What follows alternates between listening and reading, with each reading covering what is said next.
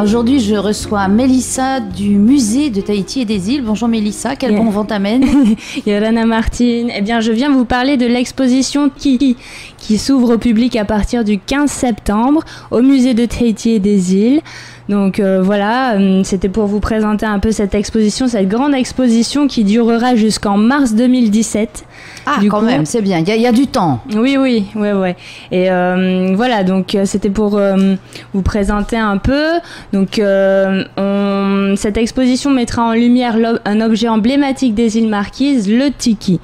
Donc cette exposition s'attachera à parler de tiki dans la tradition orale, aussi bien... Tiki marquisien, oui. Parce qu'ici c'est Ti'i.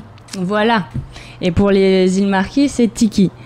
Donc voilà, pour un peu comprendre, appréhender le personnage même mythologique, légendaire, et s'immerger un peu dans tout ça, nous avons besoin de pénétrer dans la tradition orale, dans les mythes, dans les légendes polynésiennes pour un peu cerner le personnage, le concept même du tiki, qui est considéré comme le premier homme, à la fois comme le premier homme, mi-humain, mi-divin. Donc c'est un ancêtre déifié en quelque sorte. Et on dit même qu'il serait à l'origine de la création du monde, donc l'énergie procréatrice, le tiki. Voilà, le démiurge. Voilà, le démiurge, la force procréatrice. Autrement dit aussi, on parle de tiki, c'est, dans une conception plus ésotérique, c'est le phallus, d'où la force procréatrice de tiki.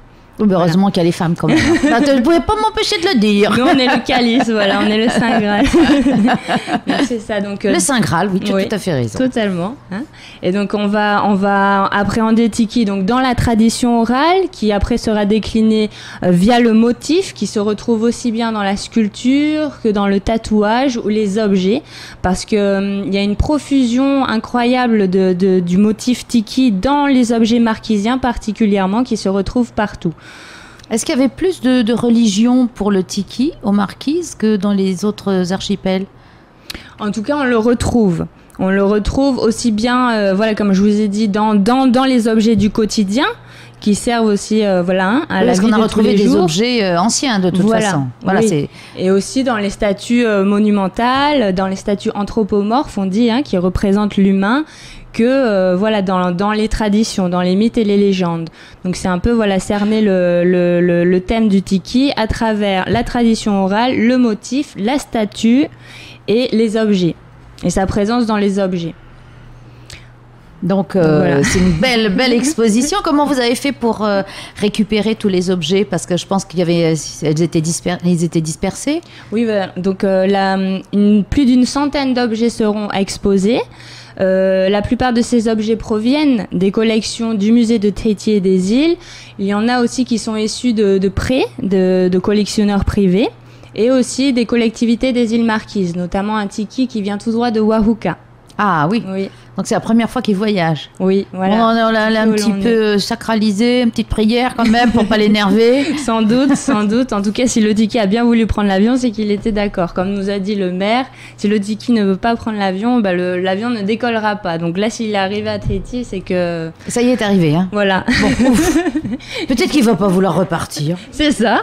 Voilà, il va être bien avec nous. Oui, en tout cas, tout est fait dans le respect des objets. Voilà, et des croyances des gens. Voilà, sans pour autant faire de rituels, mais au moins c'est le respect des objets, des personnes qui contribuent à cet événement, parce que c'est un grand événement là. Ça leur a pris plusieurs années pour monter cette exposition, beaucoup de travail pour réunir les spécialistes, les acteurs locaux de la culture marquisienne, les auteurs. Beaucoup ont été mis à contribution pour ce grand événement, mettre sur pied cette exposition qui sera accompagnée d'un ouvrage, l'ouvrage Tiki, qui lui sera disponible en précommande dès le 15 septembre à l'ouverture de l'exposition au musée de Tahiti et des îles. Donc par souscription, on commence. Voilà, à partir du 15 septembre.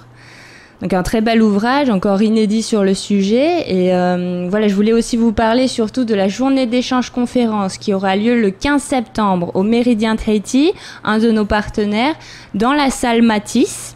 le jeudi 15 septembre de 9h à 16h30.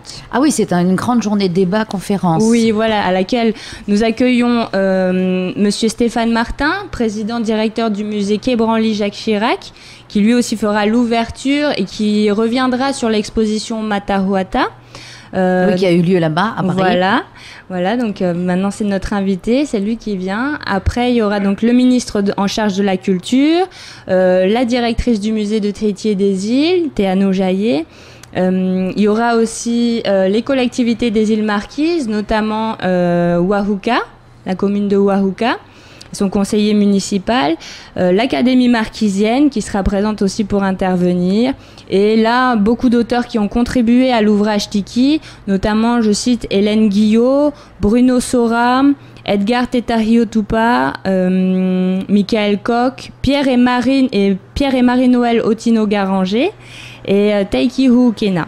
Eh bien, donc on va se donner rendez-vous jeudi, oui, impérativement. Et d'autres encore. Au Méridien, oui, de 9h à 16h, et oui, au musée le soir à partir de quelle heure? Le musée, vous pouvez visiter l'exposition dès le matin 9h. Hein. Nous sommes ouverts du mardi. Nous y serons. Voilà. Merci Mélissa. Merci à toi Martine.